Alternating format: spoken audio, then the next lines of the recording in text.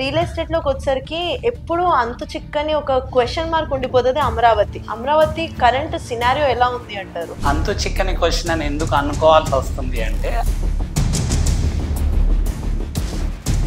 Political situations కాబట్టి. అమరావతిలో ఏ location లో మనం ఇన్వెస్ట్ చేస్తే బెటర్ రిజల్ట్స్ చూడొచ్చు అంటారు? అమరావతిలో డెఫినెట్ గా ఇన్వెస్ట్ చేయొచ్చండి. సో ఎందుకు అంటే హైదరాబాద్ లో ఎలా అయితే గ్రోత్ వచ్చిందో,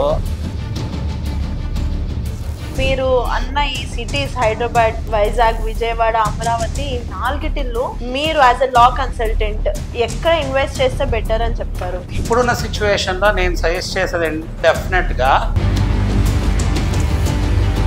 ఇన్వెస్ట్ చేయాలి అనుకున్న వాళ్ళు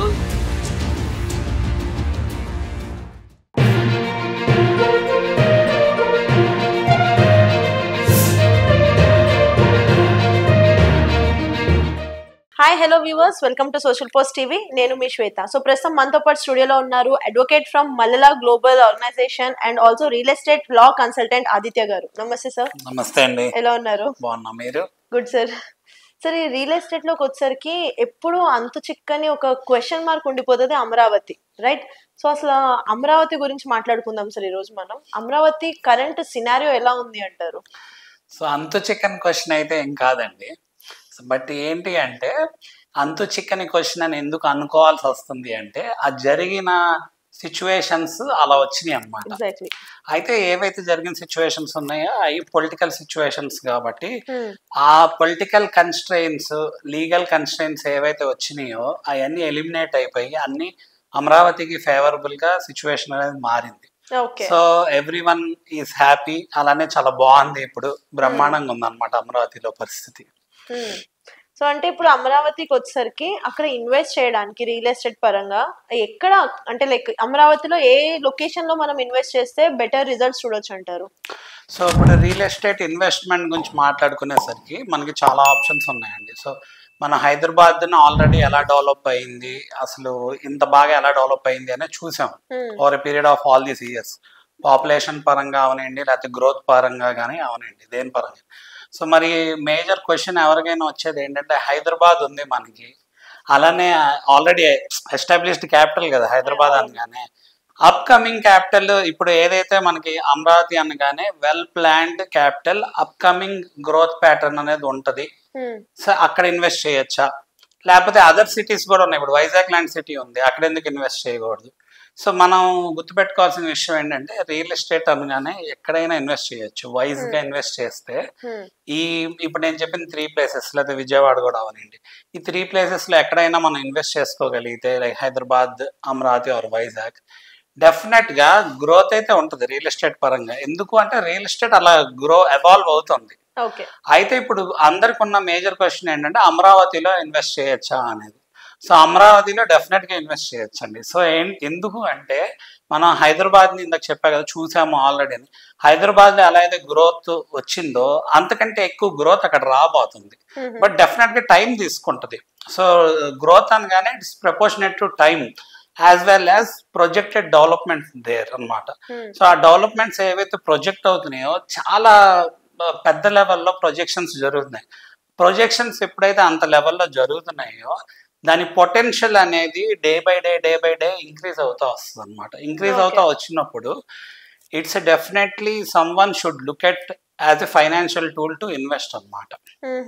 అంటే ఇప్పుడు మీరు అన్న ఈ సిటీస్ హైదరాబాద్, వైజాగ్, విజయవాడ, అమరావతి నాలుగిటిల్లో మీరు యాజ్ ఎ లా కన్సల్టెంట్ ఎక్కడ ఇన్వెస్ట్ చేస్తే బెటర్ అని చెప్తారు? సో మనం ఎక్కడ ఇన్వెస్ట్ చేస్తే చెప్తాము అని ఎవరికైనా చెప్పబోయే ముందు ఇప్పుడు పర్సనల్ గా అసలు మల్లెల గ్లోబల్ ఏంటి, మల్లెల గ్లోబల్ కూడా స్టేక్స్ ఉన్నాయి. ఇప్పుడు నేను ఏదైతే మెన్షన్ చేశానో సిటీస్ అన్నిటిలో కూడా మనకు గనక ఆంధ్ర, తెలంగాణలో అలానే స్టేక్స్ ఉండి నేను కూడా అదే పరంగా అందరికీ సజెస్ట్ చేస్తున్నాను అనుకోండి, వెరీ గుడ్ అనే కదా.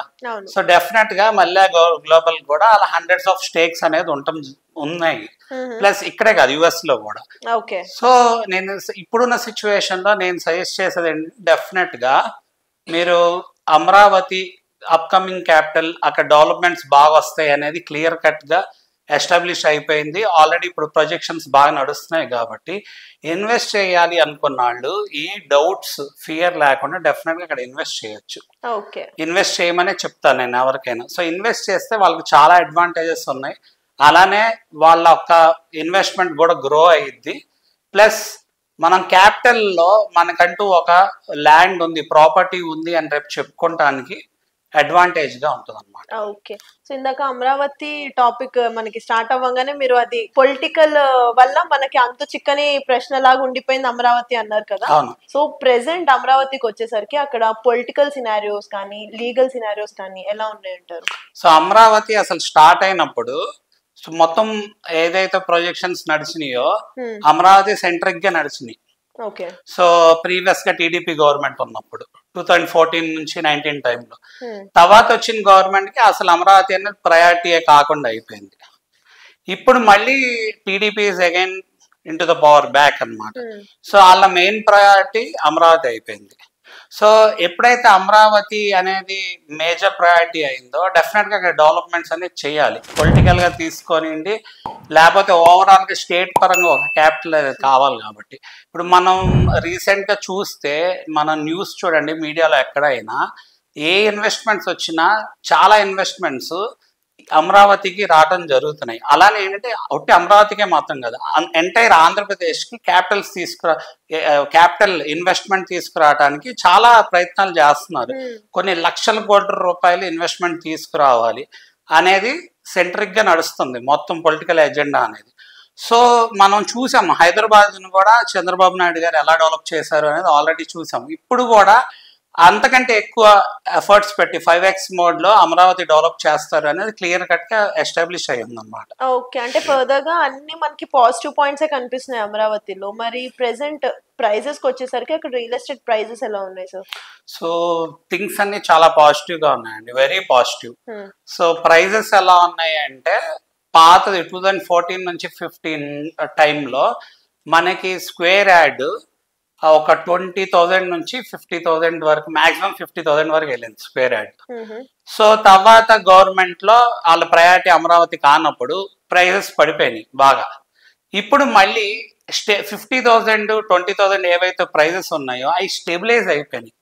స్టెబిలైజ్ అయిపోయి అంతకంటే దాటి నెక్స్ట్ లెవెల్కి వెళ్ళిపోయినాయి. ఎలా అయిందంటే ఇప్పుడు 45,000 మినిమం ఉంటే 75,000 పర్ స్క్వేర్ యార్డ్ హైయెస్ట్ నడుస్తుంది అనమాట. ఓకే. ఒకప్పుడు అమరావతి అనేవారు, తర్వాత క్యాపిటల్ అమరావతి అనేవారు. అసలు అంటే ఇది పేరులోనే డిఫరెన్సా లేకపోతే ఇన్ డెప్త్ దీంట్లో ఇంకేమైనా ఉందంటారా? అంటే అమరావతి అనగానే మనకి అమరలింగేశ్వర స్వామి శివుడు ఆలయం ఉన్న సిటీ ఏదైతే ఉందో అది అసలు మెయిన్ అమరావతి అండి, పాత అమరావతి అనమాట. That is called like old Amaravati city. So మనకి ఏంటంటే ఆ అమరావతికి చాలా హిస్టరీ ఉంది. సో అక్కడ ఏంటంటే ధరణికోట అంటారు, ధాన్య కటకం అనేవాళ్ళు అనమాట. మనకి గౌతమ్ పుత్ర శాతకర్ణి చూస్తే సో దానికి ఒక పెద్ద హిస్టరీ ఉంది, బుద్ధిజం రిలేటెడ్ కూడా చాలా హిస్టరీ ఉంది. సో ఆ నేమ్ ఏదైతే ఉందో ఆ బ్రాండ్ నేమ్ నే ఇప్పుడు వచ్చిన కొత్త క్యాపిటల్ అమరావతికి పెడతాం జరిగింది అనమాట. కొన్ని విలేజెస్ అన్ని కలిపి దాన్ని అమరావతికి ఎస్టాబ్లిష్ చేశారు. సో క్యాపిటల్ అమరావతి ఏదైతే మనం అనుకుంటున్నామో అది ఈ కొత్త అమరావతి అనమాట. ఓకే. అంటే మీరు ఇందాక స్క్వేర్ యార్డ్ 75,000 ఉంది అని అన్నారు కదా, అంటే అక్కడ ఇప్పుడు డెవలప్ అవ్వలేదు, ఇంకా డెవలప్ అవుతుంది అని అంటున్నారు. సో ఉన్న సిచ్యువేషన్ లో అది హై ప్రైజా? అంటే నిజంగా ఇన్వెస్టర్స్ అక్కడ ఇన్వెస్ట్ చేయగలుగుతారా ఆ బడ్జెట్ లో? సో మనం చాలా మాట్లాడుకోవాలి ఇక్కడ. సో ఎవరైతే ప్రైజెస్ ఎక్కువ ఉన్నాయి అంటున్నారు అనేది ఒక one side of the perspective మాత్రమే. సో ఎందుకు ఏంటి అనేది మనం అనలైజ్ చేయొచ్చు. ఎవరైతే కొనలేని సిచ్యువేషన్ వాళ్ళకు ఉందో అలాంటి వాళ్ళే ఎక్కువ మంది ఈ ప్రైజెస్ బాగా ఎక్కువ ఉన్నాయి అన్నారు. మరి అంతకుముందు ప్రైజెస్ బాగా తగ్గినాయి, మీకు కొనుక్కునే సిచ్యువేషన్ వచ్చింది, మరి అప్పుడు కొనుక్కోవచ్చు చాలా మంది. అప్పుడు నమ్మకం లేదు ఎవరికి. ఎందుకు నమ్మకం లేదు అంటే మరి ఆ మినిమం అమౌంట్ ఆఫ్ రిస్క్ అనేది తీసుకోగలరు. అప్పుడు అయితే చాలా తక్కువ కూడా ప్రైజెస్ వచ్చినాయి. అలాంటి సిచ్యువేషన్ లో మరి డేర్ చేసి తీసుకొని ఉంటే ఇప్పుడు వాళ్ళకి ఒక 5x రిటర్న్స్ లేకపోతే ఒక 3x రిటర్న్స్ డెఫినెట్ గా వచ్చాయి. సో ప్రైజెస్ ఎక్కువ ఉన్నాయి అంటే ఎందుకు అక్కడ ఎక్కువ ఉన్నాయి అనేది కూడా మనం మాట్లాడుకోవాలి. అంటే మరి ఈ సిచ్యువేషన్ లో అమరావతిలో ఏ కేటగిరీ ఆఫ్ పీపుల్స్ పర్చేస్ చేసుకోవచ్చు అంటారు?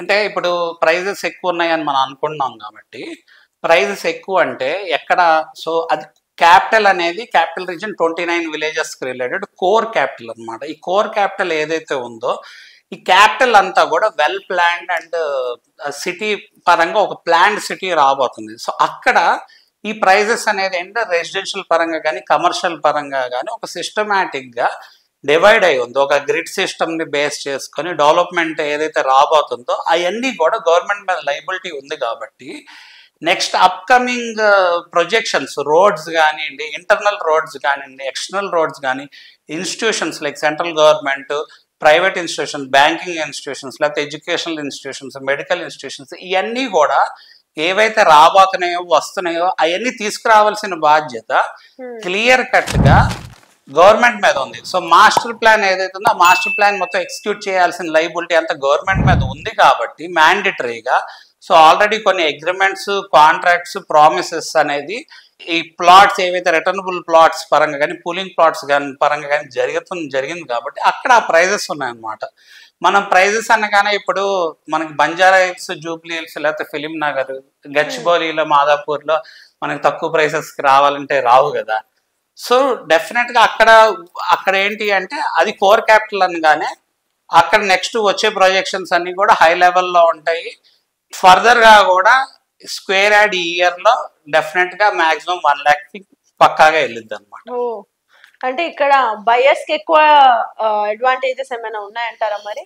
సో మీరు ఎందాక అడిగినప్పుడు మరి మిడిల్ క్లాస్ పీపుల్ ఎక్కడ కొనుక్కోవచ్చు అని అడిగారు కదా. సో అమరావతి అనగానే సో మనకి కోర్ క్యాపిటల్లో కొనుక్కోవచ్చు. ఒకవేళ అక్కడ ప్రైజెస్ ఎక్కువ ఉన్నాయి అని ఎవరికైనా అనిపించి అనుకోండి బయటకు వెళ్ళి కొనుక్కోవచ్చు. ఇప్పుడు మనకి హైదరాబాద్లో కనుక మనకి హైదరాబాద్ని చూసుకుంటే హైదరాబాద్ ఎలా ఎవాల్వ్ అయింది, చాలా ఒక 50 kilometers రేడియస్ వరకు ఎవాల్వ్ అయింది. సో మనకేంటి ఔటర్ రింగ్ రోడ్ ఉంది. Outer ring road Hyderabad major సిటీలో ప్రైజెస్ ఎక్కువ అనుకోండి, ఏం చేస్తారు, కొంచెం దూరంగా వెళ్ళి కొనుక్కుంటారు, లేకపోతే బయటకు వెళ్ళి కొనుక్కుంటారు. ఔటర్ రింగ్ రోడ్ బయటికి, లేకపోతే రీజనల్ రింగ్ రోడ్ వచ్చింది అనుకోండి, రీజనల్ రింగ్ రోడ్ బయటకు వెళ్ళి కొనుక్కుంటారు. ఇక్కడ కూడా మన క్యాపిటల్ అమరావతిలో కూడా మన ఇంటర్నల్ గా డబ్బులు ఉన్నాయి, డబ్బులతో ఏం పెద్ద ప్రాబ్లం లేదు అనుకున్న వాళ్ళు వెల్ ప్లాన్ సిటీ వస్తుంది కాబట్టి అక్కడ కొనుక్కుంటారు. లేకపోతే వాళ్ళు దాన్ని బయటకు వెళ్ళి సో ఇన్నర్ రింగ్ రోడ్ బయట కానీ లేకపోతే అవుటర్ రింగ్ రోడ్ బయట కానీ కొనుక్కోవచ్చు. అక్కడ ప్రైజెస్ ఏంటంటే కంపారిటివ్లీ డెఫినెట్ గా తగ్గుకుంటా వెళ్తాయి. It's directly proportionate to distance కాబట్టి. సో ఇంకా మీకు చెప్పినట్టు మీరు అడిగినట్టు సో బయ్యర్స్ మార్కెటా సెల్లర్స్ మార్కెటా, లేకపోతే బయ్యర్స్కి ఏం అడ్వాంటేజ్ ఉంటుంది, సెల్లర్స్కి ఏం అడ్వాంటేజ్. సో అలా చూసుకుంటే రియల్ ఎస్టేట్ ఎప్పుడు ఎలా ఉంటుంది అంటే ఒక బయ్యర్స్ మార్కెట్ అయినా నడవచ్చు, లేకపోతే సెల్లర్స్ మార్కెట్ అయినా నడవచ్చు, లేకపోతే బోత్ ద మార్కెట్ కలిపైనా నడవచ్చు అనమాట. సో అమరావతి ఎలాంటి ఫేజ్ లో ఉంది అంటే బోత్ ద మార్కెట్స్ కలిపి నడుస్తున్నట్టు. ఇప్పుడు కొనుక్కునే వాళ్ళకి డెఫినెట్ గా ఏంటి ఈ ప్రొజెక్షన్స్ వల్ల, అప్కమింగ్ అనౌన్స్మెంట్స్ వల్ల, డెవలప్మెంట్స్ వల్ల ఇంకా నెక్స్ట్ డ్యూరేషన్ అంటే రాబోయే డ్యూరేషన్ లో కొనుక్కోవాలనుకోండి వాళ్ళకి ఇంకా కష్టమయ్యే సిచ్యువేషన్ ఉంటుంది. అలాగే కొనుక్కునే వాళ్ళకి బెస్ట్ టైం. ఎందుకు అంటే అలా ఏదైతే పెట్టారో ఇన్వెస్ట్మెంట్ మల్టిప్లై అయ్యే అవకాశం ఎక్కువ ఉంది. సో అమ్ముకునే వాళ్ళకి ఎందుకు వాళ్ళకి అడ్వాంటేజ్ ఏంటి అంటే ఇప్పుడు అవసరం ఉండి అమ్ముకున్నారు అనుకోండి, ఎవరు అంత ఈజీగా అమ్మరు. ఎందుకంటే ఇప్పుడు అందరు క్లియర్ కట్ గా చూస్తున్నారు కదా, ఎంత ప్రొజెక్షన్స్ వస్తే ఎందుకు అమ్ముకోవాలి, మనం రీటైన్ చేద్దాము లేకపోతే హోల్డ్ చేసుకొని ఉంచుకుందాము, ఇంకా ఎక్కువ రేట్స్ వస్తాయి కదా ఆలోచనలో ఉంటారు అందరు. బట్ అవసరం ఉండి అమ్ముకునే వాళ్ళు ఉంటారు. అలాంటి వాళ్ళకి కూడా అడ్వాంటేజ్. ఎందుకు అడ్వాంటేజ్ అంటే వాళ్ళ అవసరాన్ని తీర్చుకుంటారు, వాళ్ళు అమ్ముకుంటున్నారు. మరి అలాంటి వాళ్ళకి డిమాండ్ అలా ఉంది కాబట్టి అమ్ముకునేటప్పుడు వాళ్ళకి ఏంటంటే ఈజీగా అమ్మకాలు అనేవి జరుగుతున్నాయి అనుకోండి, మంచి ప్రైజెస్ వస్తున్నాయి అనుకోండి, వాళ్ళు హ్యాపీగా ఉంటారు కాబట్టి so it's a mixed market కింద నడుస్తుంది అన్నమాట. ఓకే.